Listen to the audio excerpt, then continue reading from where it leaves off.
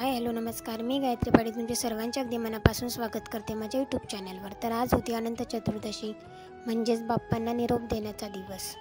तर किती लवकरच बाप्पांचं आगमन झालं आणि 10 दिवस किती उत्साहाने निघून गेले आणि लवकरच बाप्पांना निरोप देण्याची वेळ आली होती। तर मी इथे खोबऱ्याचे मोदक बनवायला घेतले होते।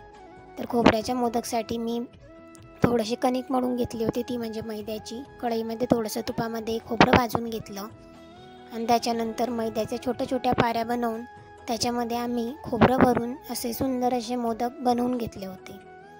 मोदक दिसायला सुद्धा खूप छान होते आणि खायला सुद्धा खूप टेस्टी होते। तुम्ही बघू शकता किती सुंदर असे बनले होते आणि एकदम छान नाजूक बनले होते।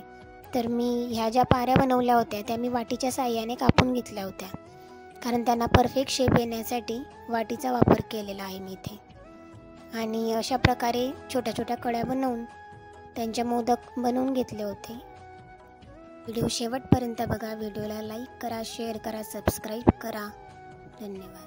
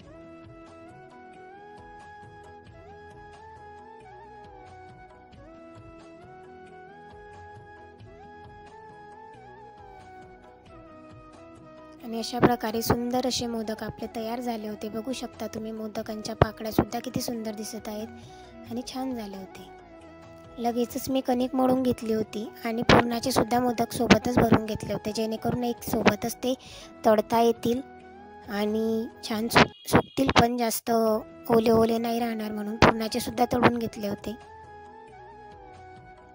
तर पुरणाचे मोदक मी अशा प्रकारे छोटं पुरण टाकून त्याच्यामध्ये भरून घेतले होते आणि त्यांच्या पण सेमच पाऱ्या केल्या होत्या, जे की या वाटीच्या साहाय्यानेच बनवल्या होत्या मी छोट्या पाऱ्या।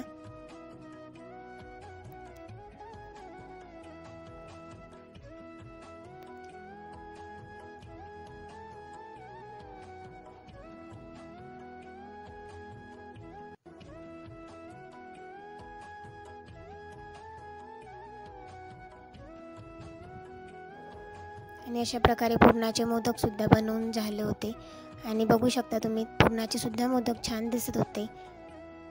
आणि कढईमध्ये इकडे तेल टाकून घेतलं होतं आणि तेल तापल्यानंतर त्याच्यामध्ये आधी खोबऱ्याचे मोदक तळून घेतले होते, नंतर पुरणाचे, कारण पुरण फुटण्याची शक्यता असते, त्याच्यामुळे आधी मी खोबऱ्याचे मोदक तळून घेतले होते, जेणेकरून तेलही घाण होणार नाही आणि खराब तेल झालं तर मग नंतर यांना सुद्धा टेक्स्चर चुकीचं येईल म्हणून।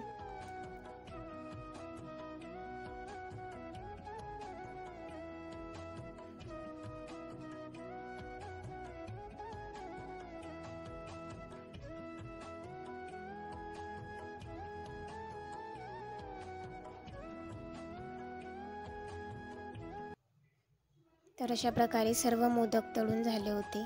हे होते खोबऱ्याचे मोदक आणि हे होते पुरणाचे मोदक। तर बघू शकता तुम्ही किती सुंदर असे मोदक बनवले होते। नंतर स्वयंपाकही करून घेतला, पुरणपोळी, भाजी, भात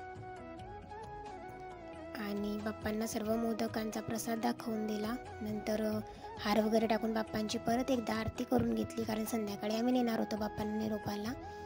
नंतर बाप्पांना निरोप देण्याची वेळ होती. बाप्पांना निरोपाला घेऊन गेलो.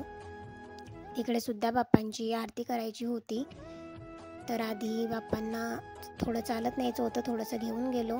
नंतर बाप्पांची आरती करून घेतली.